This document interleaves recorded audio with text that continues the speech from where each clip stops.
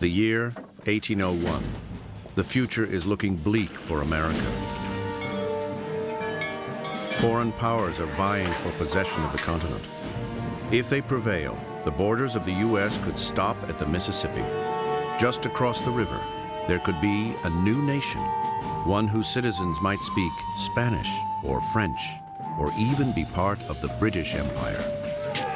America may have never become a world power if it hadn't been for the extraordinary chain of events that led to perhaps the greatest real estate deal in history.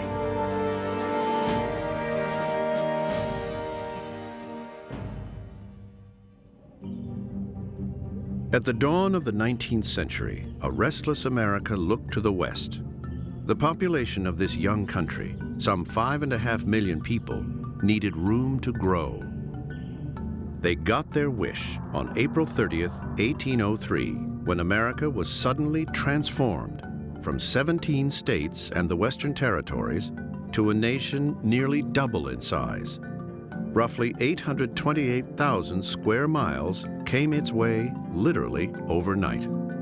This was the Louisiana Purchase, a territory that would eventually become 6 states as well as portions of 9 more. The price? $15 million, or about 4 cents an acre. Today, this land seems like a fixture on the map, but in fact, the United States acquired the territory thanks to countless factors that were beyond its control. Factors like the court intrigues of the Spanish crown, the boundless ego of Napoleon, unexpected ice storms, and the uncertain fate of a small Caribbean island. The future of America rode on the sheer whims of fortune. The Louisiana Purchase, when we look back at it from 200 years, is taken to be something that just was inevitable and that it was meant to happen. But in fact, it was the product of so many contingent events, any one of which could have gone wrong and derailed the whole thing. The Louisiana Purchase was a tremendous accident, very much a fortuitous event, and not at all what they were thinking about, the people who were running the government at this time. They did not want the Louisiana Purchase. It's not an inevitability. It was an accident. Real, live, flesh and blood human beings have to make decisions. Sometimes they're made on instinct, sometimes they're made because of passion, but still it's a decision that leads to events unfolding. And in this case, the Louisiana Purchase story reminds us that history is not inevitable. In fact, that Louisiana, of all places, would set the stage for so much drama is unlikely enough. In 1682, the French explorer La Salle claims it and names it for King Louis XIV. But for nearly 100 years, it's considered worthless. It remains largely uncharted, a vast, impenetrable wilderness populated by Native Americans and a few scattered French military outposts and settlements. After the French and Indian War in 1762, France pawns Louisiana off on its ally Spain as a token of gratitude. Louis XV of France even offers his apologies for it being such a measly gift. Louisiana is a swampy land filled with savages and some ne'er-do-wells with no significant commercial benefits, and it costs more to take care of it than the profits that they get from it. So France decides to give Louisiana to Spain as a kind of a sop for the fact that Spain had come to France's aid in the war. It's a token, it's a game piece in European diplomacy.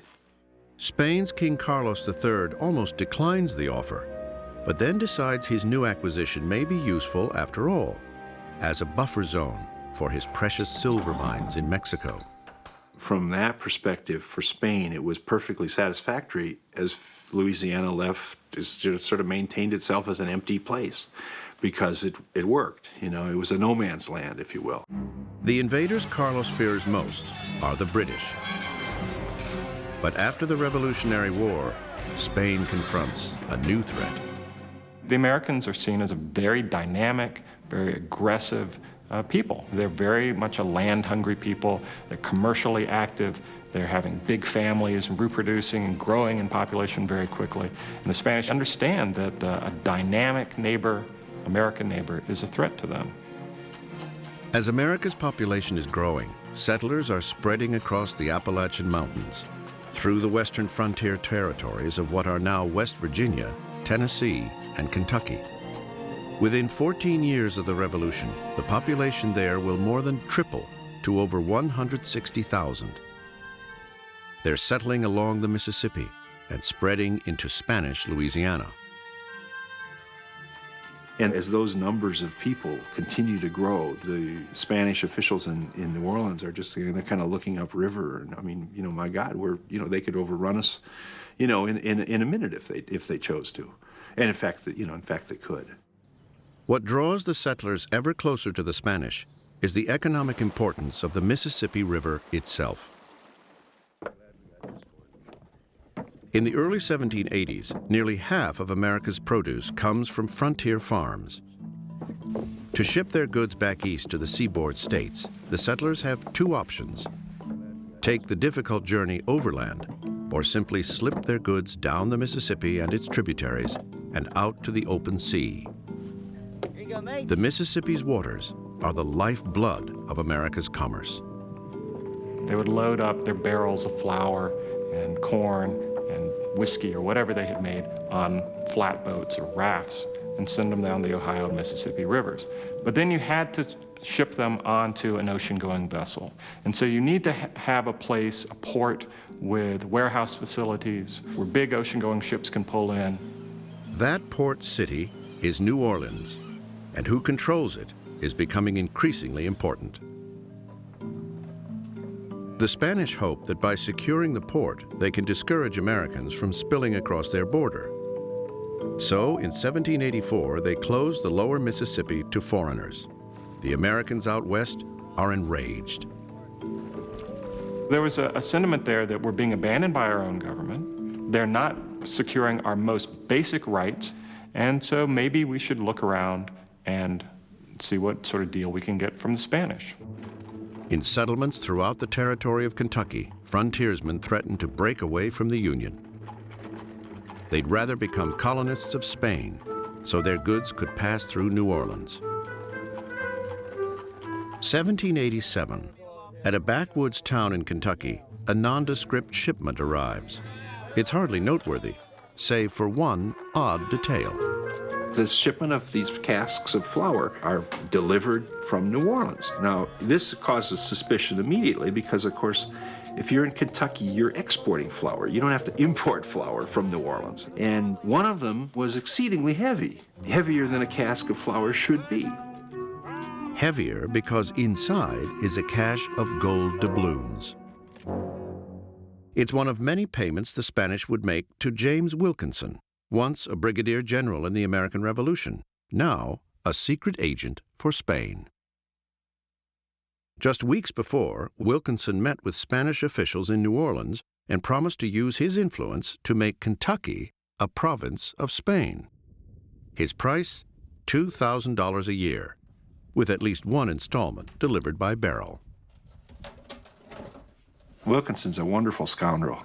He sets up this deal with the Spanish and basically is put on their payroll with an annual bribe.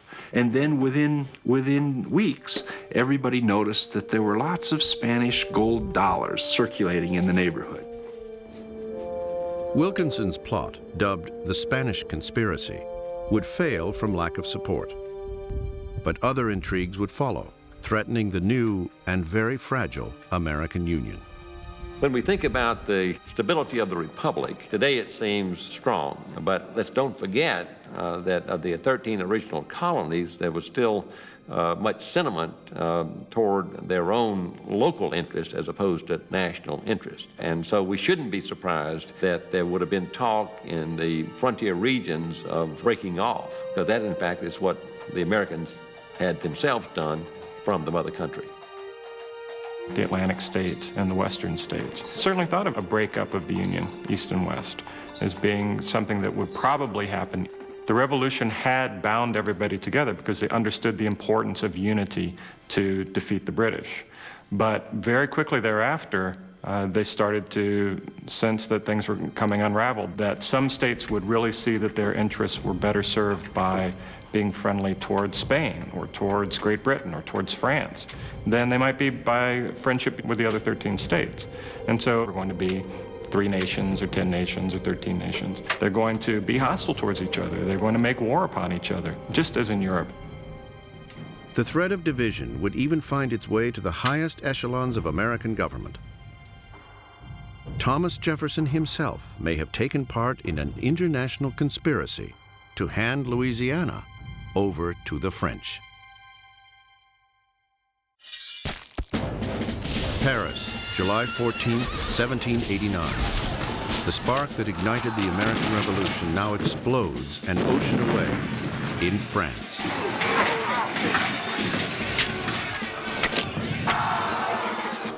Thomas Jefferson, the American minister to France, is inspired by the vision of Parisians throwing off the yoke of royal oppression. Jefferson tended to justify the French Revolution no matter what it did. But as the French Revolution became much more of a cataclysmic event, there were lots of people who were just horrified by the amount of killing that went on during the Reign of Terror. January 21st, 1793, Louis XVI is beheaded. On the same day, France's new minister to the United States, Edmond Genet, sets out to board a ship bound for his post.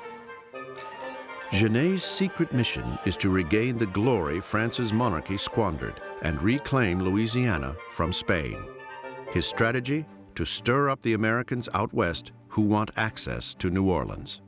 And what he was trying to do was to get George Rogers Clark, the famous general from the Revolutionary War, to mount an expedition that would go down the Mississippi from Kentucky and capture New Orleans and liberate it in the name of Republican France. Genet's plan? To get word to Kentuckians that a French Louisiana would be open to Americans. Jefferson, now Secretary of State, meets with him in New York. He's being devious, really.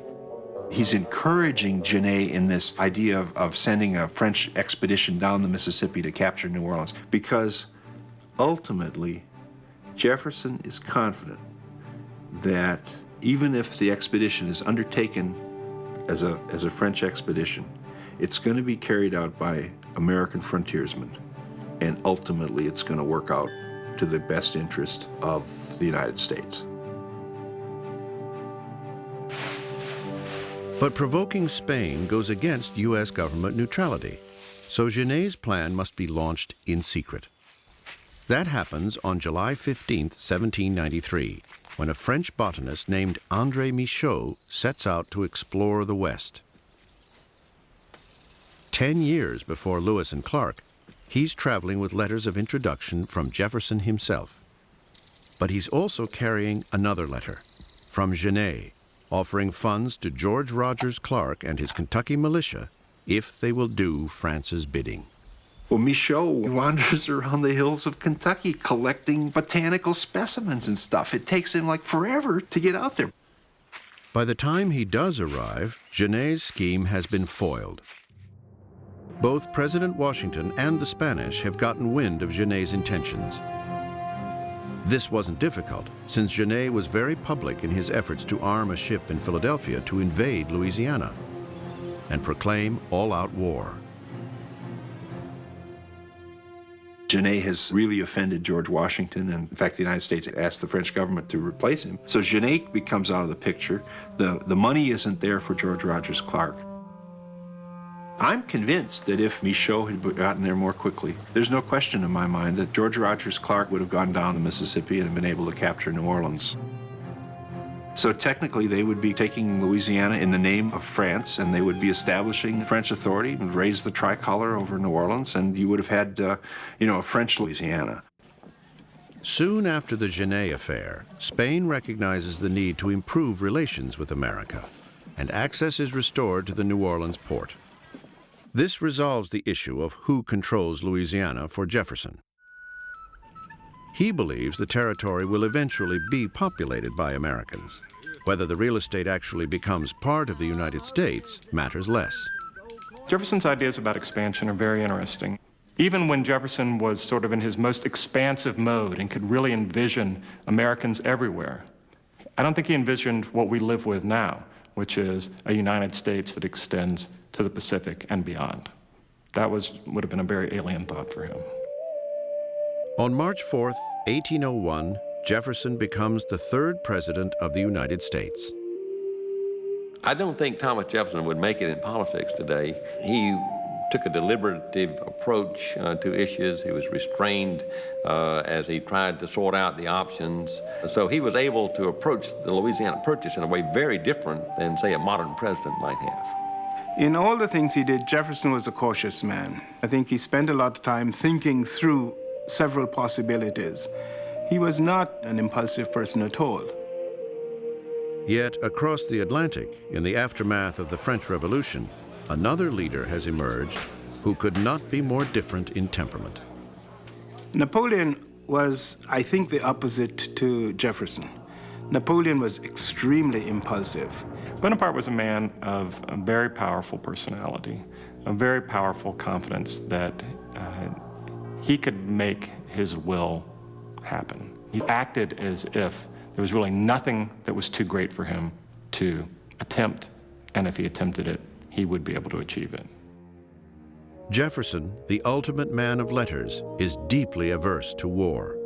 Napoleon is the ultimate soldier. He was a monster in many ways. When his armies invaded territories, they stripped them. Napoleon was someone who was quite ready to violate what passed for the rules of war at the time. And the wars were on a vast scale, on a scale that hadn't been seen in Europe for centuries of ever before.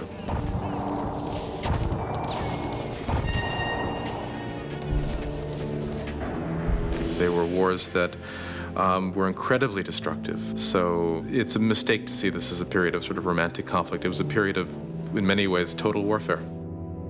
France's archenemy is England, but Napoleon's quest is to dominate not just Europe, but the world. He casts his gaze across the Atlantic to North America. Louisiana should be an easy prize to snatch.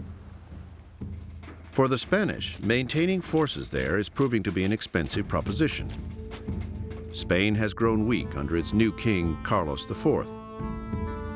The opportunity is ripe for France to take Louisiana. So Napoleon puts pressure on Spain to swap Louisiana for a principality in Italy, to sign a secret treaty giving Louisiana back to him. Both agree to keep the Treaty of San Ildefonso secret from the United States, and Napoleon promises he will never relinquish Louisiana to another nation. Carlos thinks he's gotten the better end of the deal.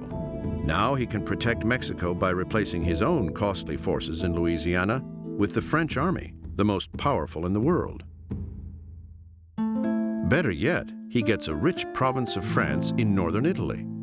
The kingdom of Etruria, he thinks, is destined to rival any in Europe. It will be ruled by his daughter, Marie-Louise, and her husband, Luis. So basically, the king and queen of Spain are thinking in terms of the good of their dynasty, which is to say their family. And so they are willing to swap Louisiana for a principality in Parma, in Italy, and think it's a good deal. And Napoleon plays this. But there's one problem. The kingdom is anything but. When Marie-Louise arrives to assume her throne, it is a sham, and her new palace in shambles. Napoleon makes promises that he doesn't keep, lots of times, and this is one of them. This entity in Italy never materialized. He never delivers the goods. But it's an indication, ultimately, of just how weak the Spanish monarchy and leadership was at that time. This is the first time, Marie-Louise reports, that the daughter of the King of Spain, accustomed to being served in gold and silver, had to eat off porcelain. But Carlos is too intimidated and doesn't demand the return of Louisiana.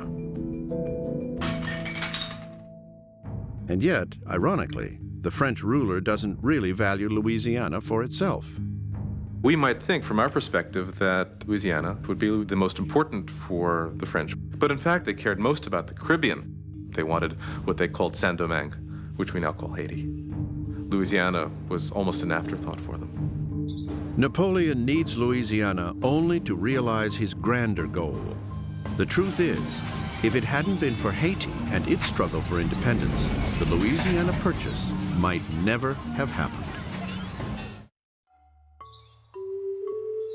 Towards the end of the 18th century, the colony of Saint-Domingue, today's Haiti, is the jewel of France. Incredibly, it alone provides 2/3 of France's foreign trade. Haiti was the richest colony in the world, bar none. No other area produced the income per square mile that Haiti did in 1790. Sugarcane, sugar production is a biggie, but sugar production in Haiti, as it was elsewhere, is a plantation crop requiring large labor inputs. They imported African slaves and worked them to death and then just sent for more to the tune of something like 50,000 a year. Of all the slave societies in the history of the world, this was quite possibly the worst. They were horrible places, using incredibly brutal labor, incredibly brutal repression. In 1791, Saint-Domingue slaves mount a fierce rebellion against French control, inspired, ironically, by the French Revolution. The uprising rivals even France's in sheer carnage. The Haitian rebellion was an incredibly, horribly violent thing, as one would expect after the sort of treatment that the slaves had received. During the rebellion, an extraordinary leader emerges. Toussaint Louverture, a former slave who is proclaimed the Black Napoleon. Now, this did not go down very well with Napoleon, especially when he saw a painting of how Toussaint had dressed himself as Governor General. In late 1801, Napoleon launches a force of almost 30,000 men, the largest France has ever sent overseas. The mission's leader, General Charles Leclerc. His orders to crush Louverture and then continue on to New Orleans. Napoleon's intention is to send troops not only to Saint-Domingue, but also the thinking is that he's going to send about 10,000, crack professional soldiers to take possession of Louisiana. The vast and fertile Mississippi Valley would supply Saint-Domingue's workforce with its lumber and goods. That way, all the island's arable land could be devoted to sugarcane and other valuable crops. For Napoleon, then, it's critical to possess both territories. And it's critical as well that his strategy be kept secret from the United States until he can secure his troops in Louisiana. But across the Atlantic, newly elected President Jefferson is studying troubling reports from his diplomats abroad of a secret treaty between Spain and France granting Napoleon possession of Louisiana, of French troops massing to invade. But Jefferson says, let's negotiate. Jefferson thinks that there is a solution here that is a peaceful solution, a negotiated solution, that there are ways to solve this problem that do not involve war. For months, the United States minister to France, Robert Livingston, gets nowhere. Charles-Maurice de Talleyrand, Napoleon's Minister of Foreign Affairs, denies the existence of a treaty with Spain and maintains that France has no claim on Louisiana. For Jefferson, France under Napoleon is no longer a kindred spirit. The pressure is mounting on the president to react with force. At the Jefferson Library in Monticello are documents that testify to the tense stalemate. Historian John Kukla studies copies of the correspondence, written in code. It could take weeks for a message to make it across the Atlantic, and the prospect of having your letters go astray is what was worrisome. So a lot of the politicians in Madison Jefferson's day had their own code. Jefferson enjoyed, I think, the process of the ciphering. So the president would be sitting there with his little code book, figuring out what it was. The American consul stationed in Saint-Domingue at the time was Tobias Lear. On March 29, 1802, he wrote to Secretary of State James Madison about alarming developments there. French troops were arriving by the thousands. So we're looking at essentially communications of an important secret diplomatic nature in a crisis that could lead to war. A little bit like the Cuban Missile Crisis. So The paragraph begins in open cursive, 1 ship of war and 5 frigates have arrived here from France with troops which have been very acceptable here. Then it goes into code. Nothing has occurred respecting Louisiana. That it is ceded to France is true, and that part of the forces sent out are intended for that country, there is no doubt. But I am still of the opinion that if they touch here, there will be employment for these troops in this island for some time to come. And yet another letter from Jefferson to Livingston is not in code. And the reason is because Jefferson wants its contents to get to Napoleon. He wants this leaked, if you will. When Napoleon indeed got wind of Jefferson's letter, the president's words would strike a blow. There is on the globe one single spot, the possessor of which is our natural and habitual enemy. It is New Orleans, through which the produce of 3/5 of our territory must pass to market. The day that France takes possession of New Orleans fixes the sentence. From that moment, we must marry ourselves to the British fleet and nation. He is bluffing in some ways, yes. It's a fascinating letter. It's a letter that has multiple audiences, except he never would play the cards that he's telling Napoleon that he's going to play. He's not going to have an alliance with the British. He's terrified of the idea of an alliance with the British. But he thinks that this is going to have an effect on Napoleon. Jefferson could be devious, and Jefferson could be very secretive, and he could be very effective in these kinds of intrigues. Jefferson is wanting to communicate an ultimatum to Napoleon that if Napoleon takes Louisiana, it's going to mean war. If Jefferson had aligned with Britain, American history might have been very different. I mean, there were people clamoring for that, to take kind of a preemptive strike, if you will, before Napoleon got a good hold on Louisiana. America and Britain, had they gone into an alliance against Napoleon, might have ended up splitting the Louisiana territory. One possible outcome is that the Canadian frontier might have passed a little bit to the south. And so perhaps Canada might extend down to the northern suburbs of St. Louis or something like that. Instead, words are Jefferson's weapons. But in October 1802, the stakes are suddenly raised. Spanish officials have once again closed New Orleans port to Americans. In fact, the reasons boil down to minor protocol disputes, but many Americans assume the French are behind the embargo. While settlers out west rally for war, events are unfolding far from them that would change the course of America's conflict. The French army, considered to be the greatest force in the world, is determined to crush the slave rebellion of Saint-Domingue. But shockingly, what Napoleon thought would be a rout would turn out to be a nightmare. Saint-Domingue, 1802. Thomas Jefferson's gamble to avoid war with France is being played out here, not in Paris or Washington. Napoleon had anticipated victory in a matter of months. He was wrong. The war in Haiti is the first example of guerrilla warfare in the history of modern warfare.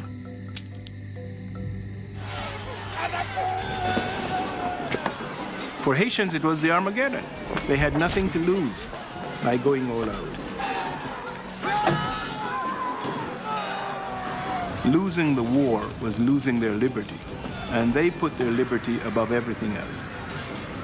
They poisoned food, they poisoned water, they fought behind trees, they fought from rocks, they ran away, they attacked at night, they attacked in small groups. They were enormously mobile. And the French at that time had never experienced anything quite like that. It was enormously bloody. The Haitian Revolution was, until that time, the most bloody war there was. Haiti was Napoleon's Vietnam. The rebels of Saint-Domingue dragged the war on. 2 months into the campaign, as the rains set in, they stall the French, for the guerrillas have a secret weapon in this war. Napoleon's troops are vulnerable to yellow fever, unlike most locals who have developed immunity to the disease. The treatments available are few. elixirs of wine and bark, or bleeding the patient. The soldiers just died like flies. Never more than here did a higher percentage of soldiers die of disease as opposed to being killed in combat. In September of 1802, General Leclerc reports to Napoleon that of almost 30,000 men, only 4,000 are still able to fight.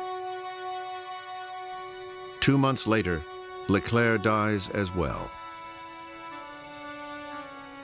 Meanwhile, Napoleon has rallied 20,000 fresh troops to invade New Orleans. Instead, he has to send most of them to Saint-Domingue as reinforcements. 3,000 remain at a port in Holland, still braced to take Louisiana. But a last fluke event seals the mission's fate. Ice storms, and the ships were literally trapped in the harbor by ice. It would have been interesting to think of what might have happened had the ships been able to embark. Had they actually gone to Louisiana, 3,000 French troops would have been a considerable force there. Napoleon is barred from invading Louisiana not by American will or diplomatic finesse, but by ice, the mosquito, and an island rebellion that defied prediction. Dotting Haiti today are the ruins of once glorious fortresses. They were built in the years that followed the Revolution to guard against the prospect that France might return. Across time, they testify to a small island of former slaves who defeated the great Napoleon. Napoleon had the option of accepting Toussaint Louverture as his governor general, and he could have supported Toussaint in this, the restoration of the French Empire in the Americas. But the Haitian Revolution demonstrates the arrogance of power. It shows that one should not underestimate people of whom we know very little. Haiti was the second independent state in the Western Hemisphere and the first state to attempt to establish a democratic society by saying that all Haitians are equal. Haiti was a watershed for Napoleon. It was the beginning of the end because these were the best trained and the most skillful of French troops, the flower of the French military, and they did not come home upright. The world is closing in on Jefferson as well. His detractors are demanding that American forces capture New Orleans before French troops get there.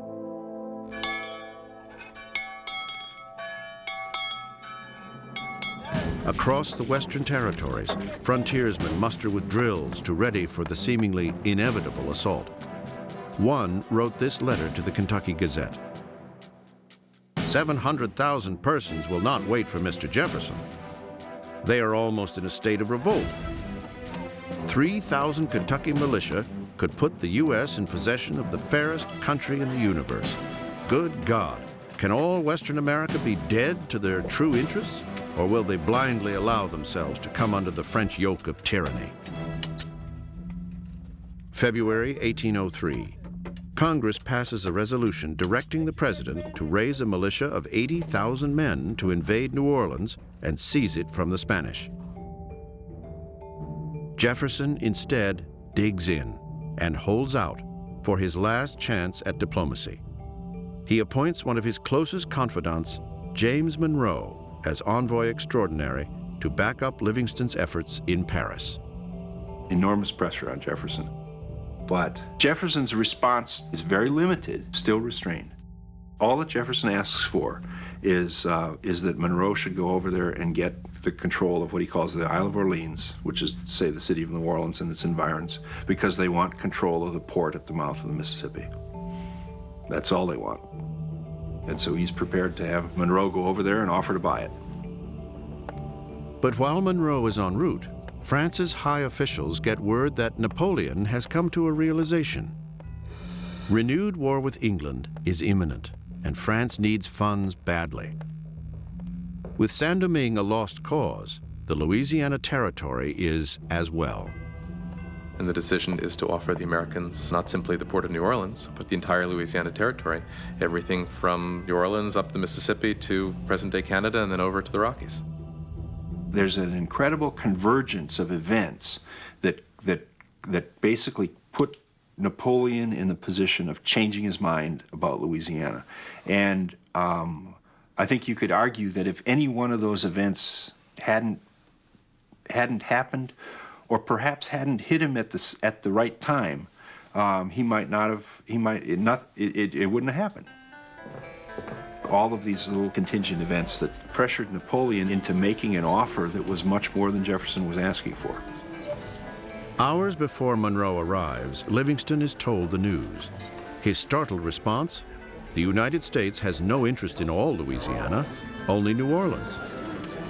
But he gives it some thought, and the next day, during a party to honor Monroe, he catches sight of Napoleon's Minister of Finance pacing nervously outside. François de Barbé-Marbois urges him to meet later.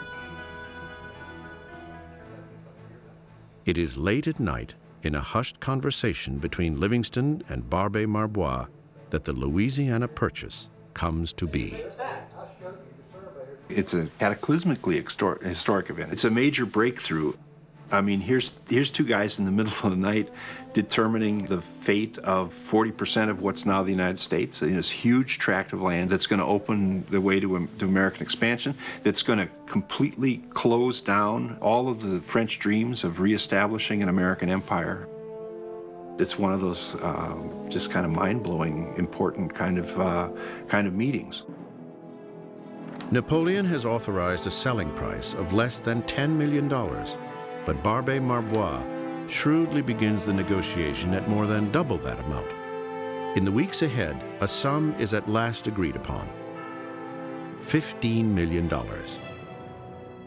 But America is already nearly $8 million in debt. Ironically, it is a British bank, Baring & Company, that agrees to help fund the loan. Britain, after all, has a decided interest in keeping its enemy, France, out of North America, even at the cost of funding Napoleon in the coming war. The rate of the loan? 6% on a 15-year term. By April 30th, 1803, the final text of the documents is drafted. But America's emissaries have acted without authority, committing the government to a course for which the Constitution makes no provision. In the United States, the news will light a fire. The Louisiana Purchase may well fracture the fragile American Union. Meriwether Lewis is preparing to launch his epic quest across the continent as Jefferson gets news of the Louisiana Purchase by courier dispatch. In fact, the president commissioned the Lewis and Clark expedition months before for purely scientific purposes. Now, flush with his unexpected prize, Jefferson makes a remarkable proposal. What he would like to see happen to Louisiana is that it will be put aside as a preserve for Native Americans. He wants Meriwether Lewis, when he goes out to St. Louis, to ask the people of St. Louis whether they would be willing to give up their land on the west side of the river and move back east of the river so that all of the land would be set aside as this vast Indian preserve. He didn't know what to do with the Louisiana Purchase. The settlers of St. Louis decline. But if Jefferson had had his way, what is today the American Midwest may have instead been reserved for Native Americans.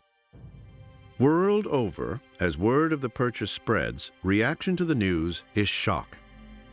Napoleon, Spanish officials argue, was only granted the territory with the assurances that he would never sell it to another country. Now, almost 3 years after their agreement, he has yet to deliver the kingdom he promised in exchange for Louisiana in the first place. Napoleon is bartering with stolen goods. Jefferson dismisses the protests, and once again, Spain is too weak to defend its stance. You could argue that the terms on which Spain relinquished Louisiana to France were never lived up to, and therefore that Spain still has a claim to title to Louisiana. Good luck, but you could make that argument. At home, frontiersmen in the territories east of the Mississippi are elated by the purchase. But Jefferson spends the summer trying to compose a constitutional amendment that will grant the government jurisdiction to purchase territory. Jefferson took the constitutional issue very seriously. Some of Jefferson's critics seized upon the constitutional issue and said that you're not authorized to do it, you shouldn't do it, it's bad for the country. Some deride Louisiana as a wasteland populated by savages, while its most vocal critics, including Alexander Hamilton, see it as a threat to the still fragile American Union. Timothy Pickering actually led a movement to try to get New England to secede in reaction to the Louisiana Purchase. They saw the likelihood that New England would suddenly become a minority region within a hostile nation. Because Americans on the west side of the river will be outside of the states, will be outside of the influence of the federal government. And Americans are the most dangerous neighbors. They won't be controllable because we know ourselves, we know what we're like. We're aggressive, we're dynamic, we want more land. We know what we would be like as our own neighbors. We're gonna butt heads with each other, we're going to get into wars with each other, and that's gonna really jeopardize the whole Republican experiment. Then, on August 17th, 1803, Jefferson receives a stern warning. Napoleon is having second thoughts about the thing. And so Monroe and Livingston tell him, pass this thing as quickly as possible, because otherwise Napoleon will back out of it. So Jefferson calls the Senate into session, and they just ram it through. Despite its critics, despite it being unconstitutional, the Louisiana Purchase sails through the Capitol by a vote of 24-7. In the end, the only French forces to arrive in Louisiana are troops enough to perform the transfer ceremony. And Napoleon's appointed governor of New Orleans only occupies his post for all of 20 days.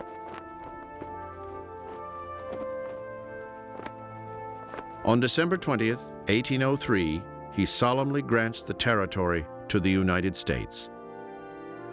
Not with a drop of blood, but with the raising of a flag.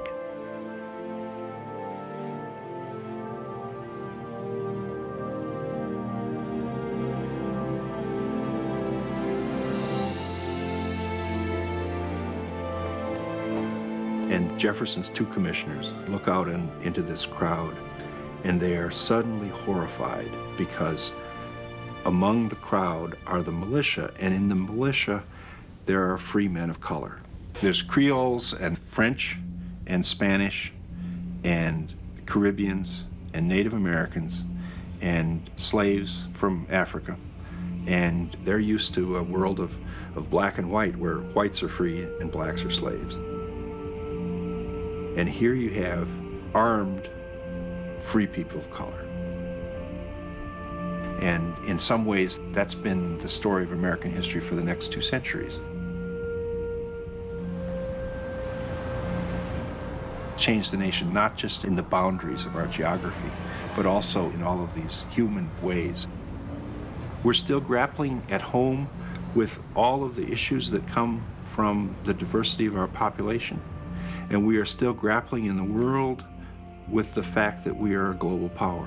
And in a very real respect, both of those things can be traced back to the Louisiana Purchase. That's why it's important. The Louisiana Purchase is one of Jefferson's greatest achievements. We take it for granted today. But the fact is, it made us a transcontinental nation and a world power. We had a continent behind us as we look to the future. Jefferson's triumph is today writ large across a territory that is straddled by 15 very united states.